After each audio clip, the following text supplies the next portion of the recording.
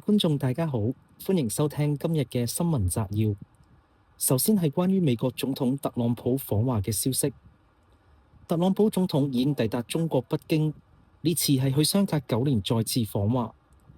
今日佢將會同中國國家主席習近平舉行首腦會談，預料雙方會就台灣問題、伊朗局勢以及貿易等議題進行討論。特朗普喺社交媒體上強調，將會要求中國開放市場。跟住落嚟係日本國內嘅新聞，受中東局勢等因素影響，油物供應變得不穩定，日本食品包裝亦都迎嚟改變。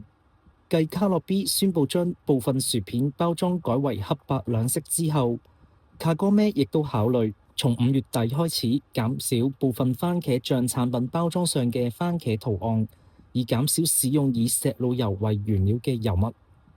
另一方面，為咗救濟冤案受害者，日本正推進修訂再審制度。執政自民黨已經批准法務省嘅修正案，將原則上禁止檢察官對法院重新審理嘅決定提出抗告嘅規定，並寫入法律正文當中。政府計劃最快聽日將呢項修正案提交至國會。最後係一則電影新聞。第79屆康城影展已經開幕，由深田晃司執導、松隆子主演嘅電影《拿迪亞的日記》入圍最高榮譽金棕櫚獎嘅主競賽單元，並已經進行咗官方放映。松隆子同劇組人員一齊行咗紅地毯，影後佢表示感受到觀眾嘅細微反應，感到非常感動。